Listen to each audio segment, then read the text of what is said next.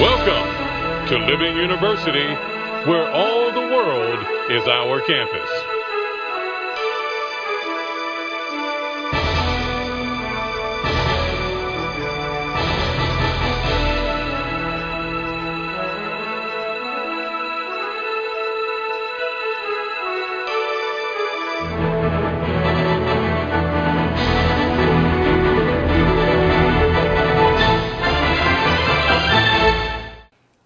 What makes this world we live in tick?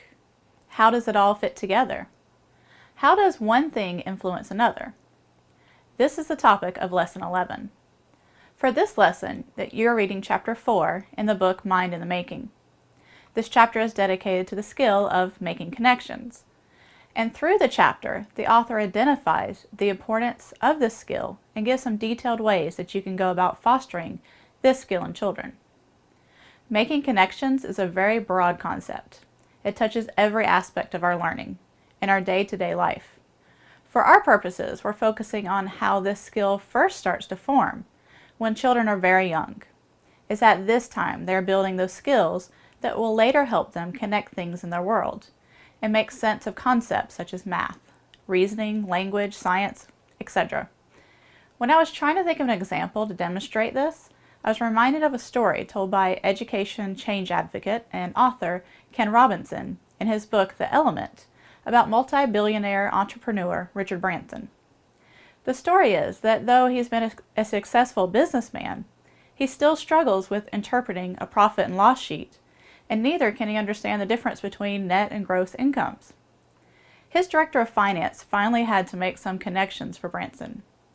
He gave him the image of throwing a net into the sea, and everything that was caught in the net was his net income, and he could keep that, and everything else was the gross.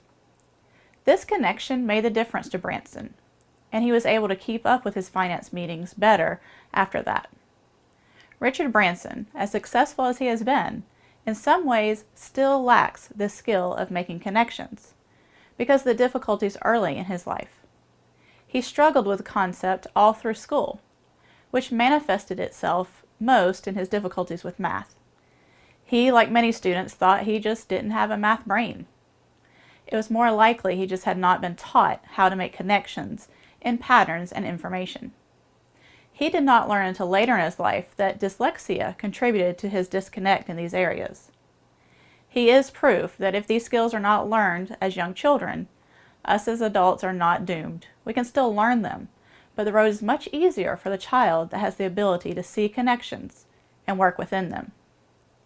To give you a concrete idea of the role making connections plays in our lives as learners, I will refer to the book How Learning Works: 7 Research-Based Principles for Smart Teaching. In this book, the author talks about this principle of making connections in the section on how students organize knowledge. On pages 49 to 51, the book talks about expert knowledge versus novice knowledge. The author states that differences in how these two groups process knowledge is dependent on the density of connections the student has among the concepts, facts, skills, and everything else that has been acquired at that point. The graphic that you see here on the screen shows examples of connections a person can make in organizing new knowledge. The ones across the top are novice-type connections. You would see this type of organization of knowledge if the student had not yet been able to make connections across different elements that he was learning. This student is just absorbing bits of information in mostly isolation without seeing connections across other subject areas or recognizing themes in what is being learned. The second boxes on the bottom of the graphic, they show an expert learner making connections. You can see the learner knows how the information fits in with other information and how the different pieces all fit together to give an overarching picture. You can see from the graphic a learner that has more points connected through experience is going to be able to incorporate new knowledge easier.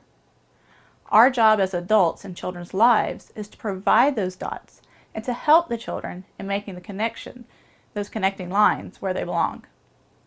So now that I've hopefully helped you make connections within the concept of making connections, I want to focus mainly on 2 aspects that are mentioned in your text.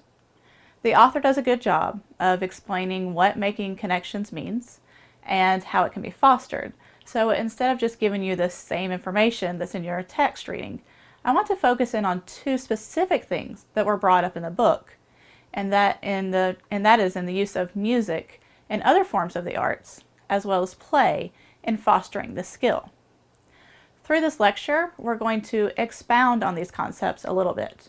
Or as one of my children said when he was young and his verbal vocabulary was bigger than his comprehensive vocabulary, we'll exaggerate it.